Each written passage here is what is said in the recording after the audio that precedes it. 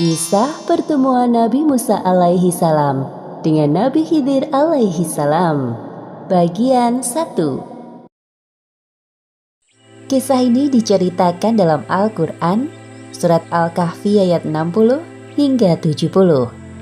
Pada saat itu, Nabi Musa alaihi salam diperintahkan Allah Subhanahu wa Ta'ala untuk berguru kepada Nabi Khidir.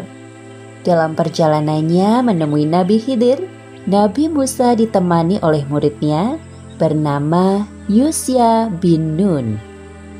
Pada suatu hari, Nabi Musa alaihi salam sedang menyampaikan dakwah kepada kaumnya. Ketika majelis telah ditutup, tiba-tiba ada seorang pemuda menghampirinya. Wahai Musa, di antara seluruh manusia di dunia ini, siapakah orang yang paling pandai? Pastilah aku orangnya. Jawaban Nabi Musa tersebut menunjukkan kesombongan manusia yang seakan-akan melupakan kehadiran Sang Pencipta. Setelah peristiwa ini, Allah mengabarkan kepada Nabi Musa bahwa ada seseorang yang lebih pandai darinya. Kemudian, Allah juga memerintahkan Nabi Musa untuk berguru kepada orang tersebut. Orang yang dimaksud adalah Nabi Khidir alaihi salam. Nabi Musa penasaran dengan orang yang memiliki keilmuan lebih darinya. Ya Allah, bagaimana caranya hamba dapat bertemu orang tersebut? Allah kemudian memerintahkan Nabi Musa untuk membawa seekor ikan dalam perjalanannya.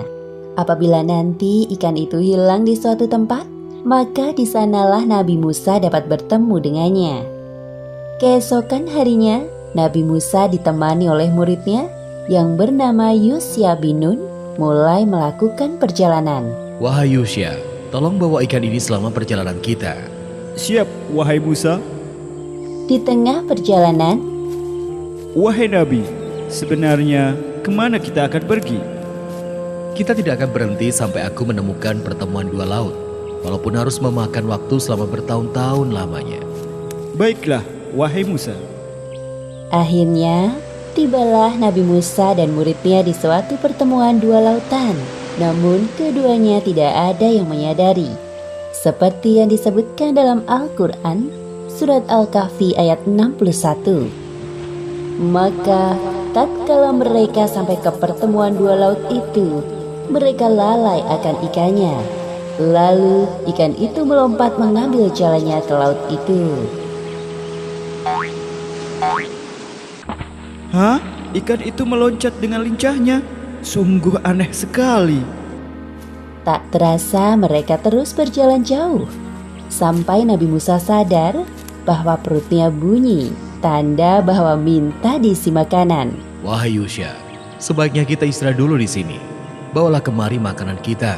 Sesungguhnya kita telah merasa letih karena perjalanan kita ini. Ini makanannya, wahai Musa. Silahkan.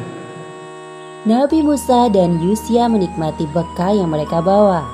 Setelah selesai dan akan meneruskan perjalanan, Yusya baru teringat akan ikan yang mereka bawa. Wahai Nabi, maaf sebelumnya. Tadi hamba lupa memberitahukan tentang ini. Apa maksudmu, wahai Yusya? Tahukah kamu, tatkala kita mencari tempat berlindung di batu tadi, maka sesungguhnya aku lupa menceritakan tentang ikan itu. Dan tidak adalah yang melupakan aku untuk menceritakannya, kecuali syaitan. Dan ikan itu mengambil jalannya ke laut dengan cara yang aneh sekali. Di manakah tepatnya ikan itu hilang? Di batu-batu dekat pertemuan dua laut, wahai Nabi. Ikan itu meloncat keluar dengan sendirinya. Ah, tempat itu.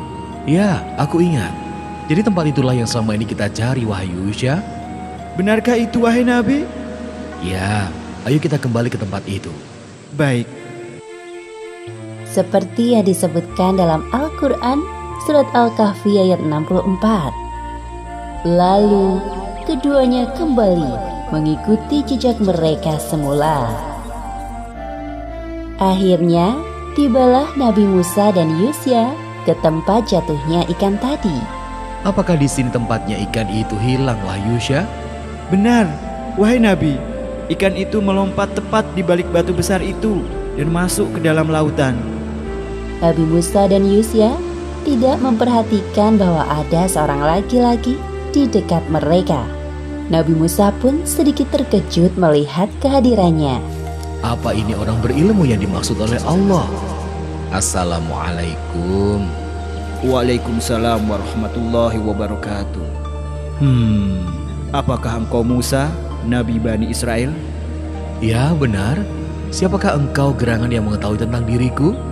Sepertinya sudah saatnya Allah mempertemukan kita sekarang. Aku Khidir alaihissalam.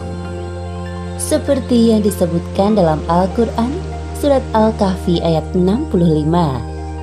Lalu mereka bertemu dengan seorang hamba di antara hamba-hamba kami. Kami berikan kepadanya rahmat dari sisi kami, dan yang telah kami ajarkan kepadanya ilmu dari sisi kami. Alhamdulillahirabbil alamin. Aku sangat senang bisa bertemu denganmu, wahai Khidir.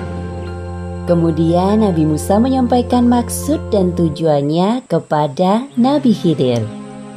Bolehkah aku mengikutimu supaya kamu mengajarkan kepadaku ilmu yang benar di antara ilmu-ilmu yang telah diajarkan kepadamu?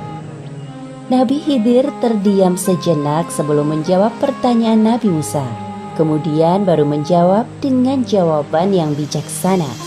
Sesungguhnya kamu sekali-kali tidak akan sanggup sabar bersamaku. Dan bagaimana kamu dapat sabar atas sesuatu yang kamu belum mempunyai pengetahuan yang cukup tentang hal itu?